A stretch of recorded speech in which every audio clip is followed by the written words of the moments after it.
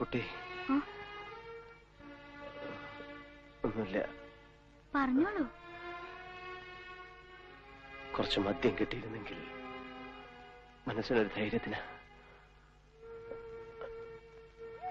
അല്ലെങ്കിൽ വേണ്ട, കത്തി കൊണ്ടുവന്നാ മതി.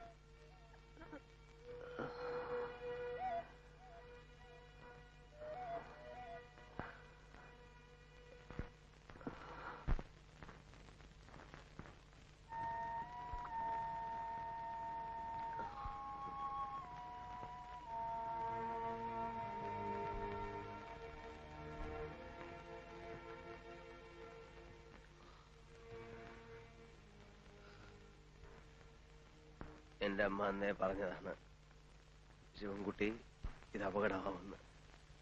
കേട്ടില്ല. എങ്ങനെ കാശുണ്ടാക്കണം എന്ന് മാത്രമായിരുന്നു മനസ്സിൽ.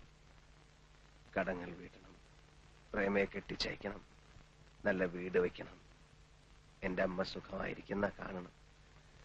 അങ്ങനെ ആയിരം ആയിരം മോഹങ്ങൾ. അബുവിനും അതെ. എല്ലാം തകർന്നു പോയി. പണം ഉണ്ടെങ്കിൽ എല്ലാം നേടിയെന്ന് വിശ്വസിച്ചു. ഇപ്പോ പണമുണ്ട്, 20 ലക്ഷം രൂപ. ഏതോ ഒരു ഭാര്യത്തെ വെളിച്ചമില്ലാത്ത തട്ടുംപുറത്ത് പൊടിയും മാറാലയും പിടിച്ചു കിടക്കുന്നു. 20 ലക്ഷം രൂപയുള്ള ഭാഗ്യവാൻ, ലക്ഷപ്രഭു. 3 ദിവസം ഒരു തുള്ളി വെള്ളത്തിന് ദാഹിച്ച്, ഒരു പിടി ചോറിന് കൊതിച്ച്. ഇപ്പൊ എല്ലാം മനസ്സിലാകുന്നു. ജീവിതം ഇതൊന്നുമല്ല. അത് കാശും പണവുമല്ല, വലിയ വീടല്ല.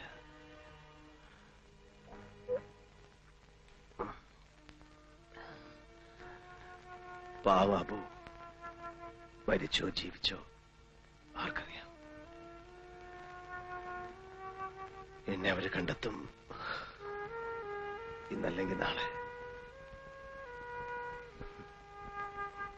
മതി കുടിച്ചത്.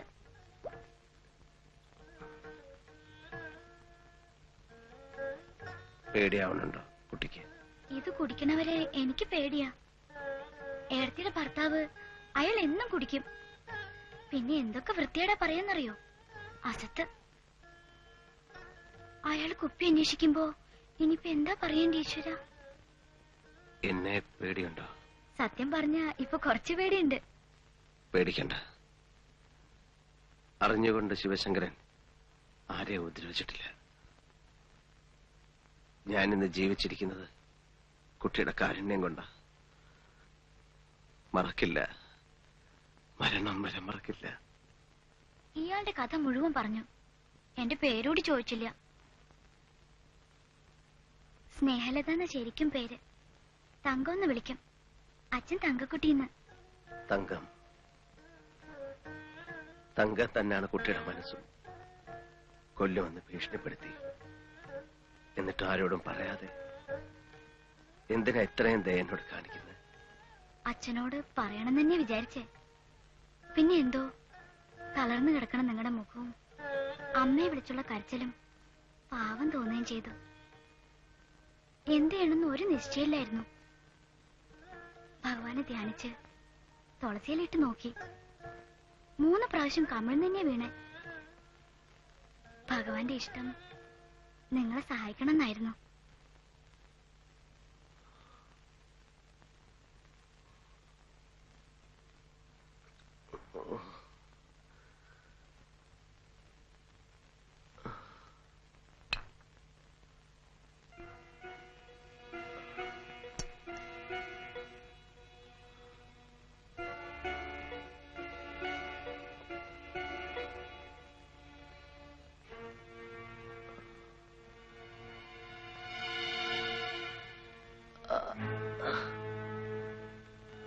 തങ്കം, ഈ കത്തി ഒന്ന് കൃത്യമായിട്ട് വെച്ചുതരാം. വെടിയുണ്ടായിരിക്കുന്നതിന്റെ മുകളിൽ.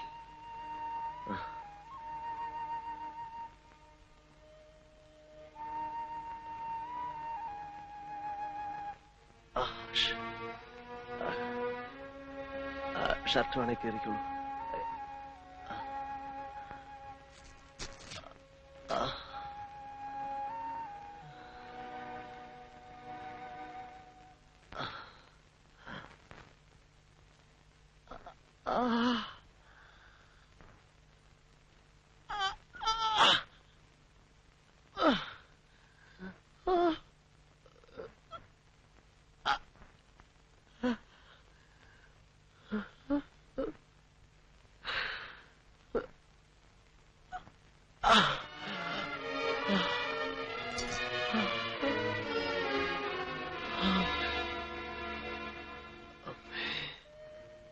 അമ്മേ.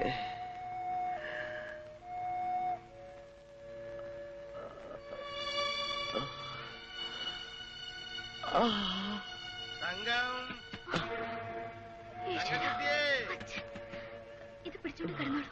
അനങ്ങരുത്.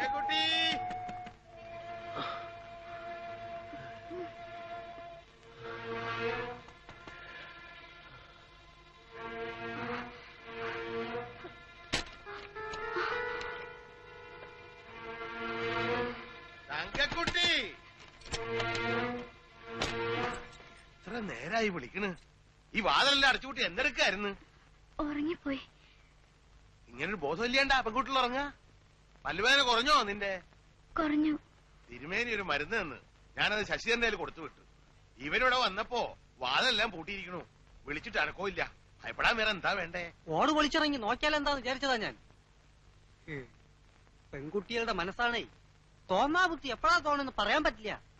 ഇന്നലെ മാസികയിൽ വായിച്ചായിരുന്നു എന്ത്? ഒരു കഥ. ഒരു കഥക്കാരൻ. അവനോട് ദേഷ്യപ്പെടേണ്ട, നിവേദ്യമായിക്കൊണ്ട് പോവുക. ചെന്നിട്ട് 100 കൂട്ടം പണി ബാക്കിയാ. ഇടത്ത് കഴിക്കാ നിവേദ്യം വാങ്ങ. എവിടുന്നായി പുതിയ സ്വഭാവങ്ങൾ പഠിക്കണേ? ഉറുമ്പിത്തിരി കൂടുന്നുണ്ട്. തങ്കത്തിന് വഴക്ക് പറയണ്ടാവാരേ. പുളിയവിടെ തങ്കം മരുന്നിവിടെ വെച്ചിട്ടുണ്ട്. ഞങ്ങൾ അമ്പലത്തിലേക്ക് ഇറങ്ങാ. വരാ.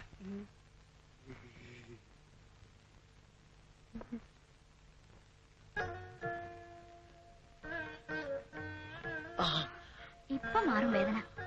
പള്ളിന്ന് കൊണ്ടുവന്ന ഭസ്മ. അച്ഛന്റെ ഒരു മുണ്ടെടുത്തു തരാം. ഈ ഉടുപ്പും കൂടെ ഊരി തന്നാ ഞാൻ തിരുമ്പിടാം. തെക്കേക്കെട്ടിലൊരു കുളിമുറിയും കക്കൂസും ഉണ്ട്. ഞാൻ വെള്ളം കോരി വെച്ചേരാം. സുഖമായിട്ടൊന്ന് കുളിച്ചാ ക്ഷീണം പകുതി മാറും. കുളി കഴിഞ്ഞാ നല്ല മഞ്ഞപ്പൊടി ഇരിക്കുന്നുണ്ട്. വെളിച്ചപ്പാട് നെറുകയിലിടുന്ന മഞ്ഞപ്പൊടിയാ. മുറിവ് പെട്ടെന്ന് കരിയും.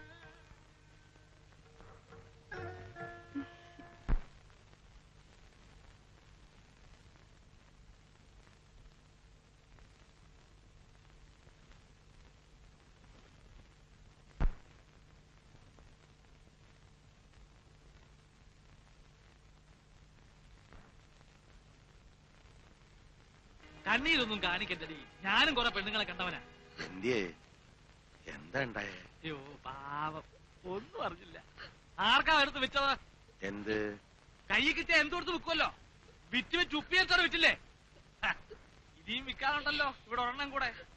നിൽക്കുന്നു മൂത്ത് പഴുത്ത്. നല്ല വില കിട്ടും. ഞാൻ തരാൻ കാശ്.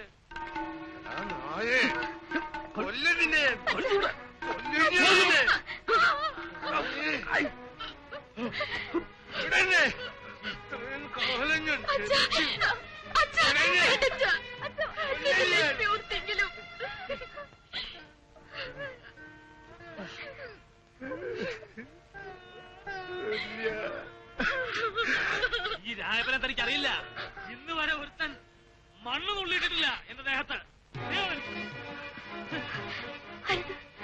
എല്ലാം തകർക്കരുത്. എന്റെ ചോറ് തിന്നോണ്ട് അല്ല നല്ലോട് വരിക്കണേ. തൊറോ തൊണ്ടനെ തൊറോ. എന്താടോ ഒന്നും മിണ്ടാത്തെ?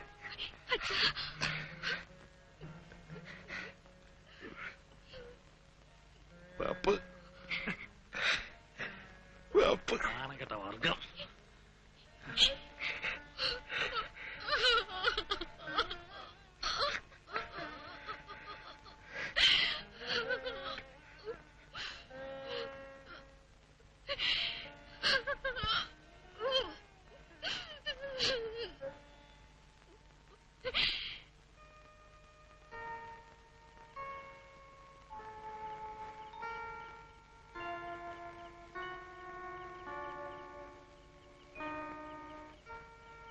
അമ്മ എന്ത് വിവരക്കാടായി കാണിക്കണം? ഇങ്ങനെ ഉറക്കളെ ചൊല്ലി അസുഖം വരുത്തി വെക്കും. ലൈറ്റ് കിടക്കണ കണ്ടാ ഞാൻ എണീറ്റത്. എന്റെ കുഞ്ഞിപ്പോ എവിടെയാണാവോ? ഒരാഴ്ചയായല്ലോ ഒന്ന് കണ്ടിട്ട്. അതിബുദ്ധി കാണിക്കണതാ. ഒരു കത്തെങ്കിലും എഴുതി കൂടെ അവന്. അന്വേഷിക്കാവുന്നിടത്തൊക്കെ അന്വേഷിച്ചു. ഇത് കൂടി നമ്മൾ എന്ത് ചെയ്യും? പത്രത്തിലൊരു പരസ്യം കൊടുത്താലോ? 2-3 ദിവസം കൂടെ കഴിയട്ടെ. പോലീസ് കംപ്ലൈന്റ് കൊടുത്തിട്ടുണ്ടല്ലോ. അതൊക്കെ അറിഞ്ഞിട്ട് മതി. നമ്മളിപ്പോ ചെയ്യണതൊക്കെ അബദ്ധാവുമെന്നോ എന്റെ ഭയം. അബൂനെ വെട്ടിച്ചവൻ മാറിയോന്ന് എനിക്ക് സംശയം. അവൻ അങ്ങനെ ചെയ്യില്ല, എനിക്ക് ഉറപ്പുണ്ട്. അതും ശരിയാ. അതിനുള്ള ബുദ്ധിയൊന്നും അവനില്ലല്ലോ.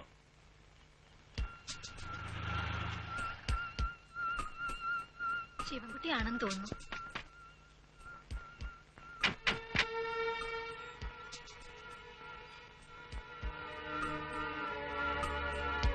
ഇതെന്താ ആരും ഉറങ്ങില്ലേ?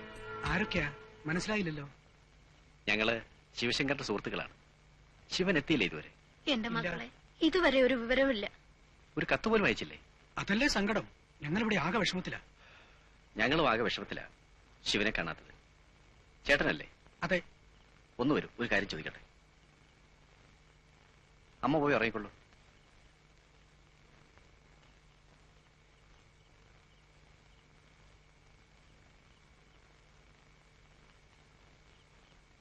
ഇനിയിപ്പോ നമ്മൾ എവിടെ അന്വേഷിക്കും ചേട്ടാ?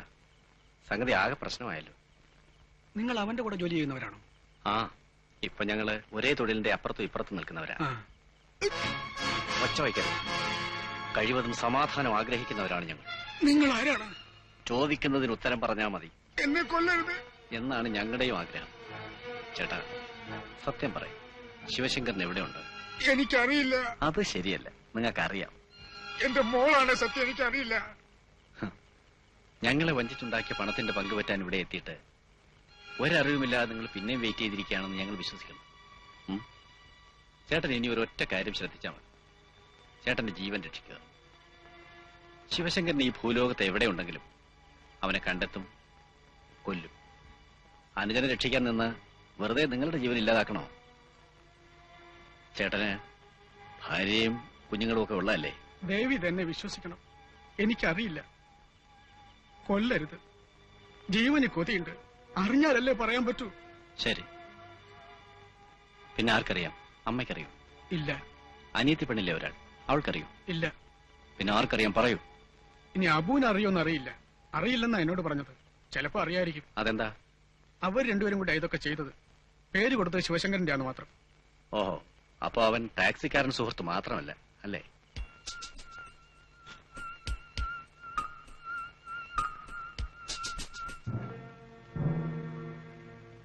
നീ കഥോടച്ചിട്ട് കിടന്നു, എന്നെ കാക്കണ്ട. സാറേ, ഉറക്കം കളഞ്ഞു അല്ലേ?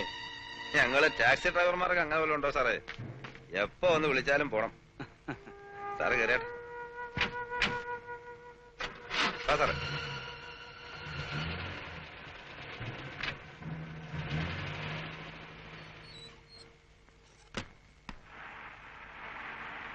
സാർ ഇവിടെ ഏത് വീട്ടിലാ വന്നേന്ന് പറഞ്ഞേ? അത് പുറത്തു പറയാൻ വിഷമമുണ്ട്. ചിന്ന വീട്ടിൽ വന്ന.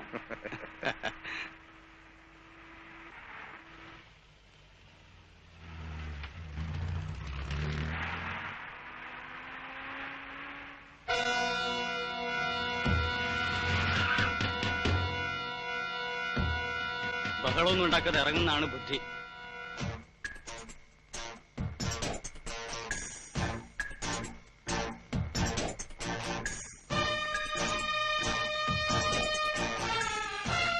ഇറങ്ങടാ പട്ടു.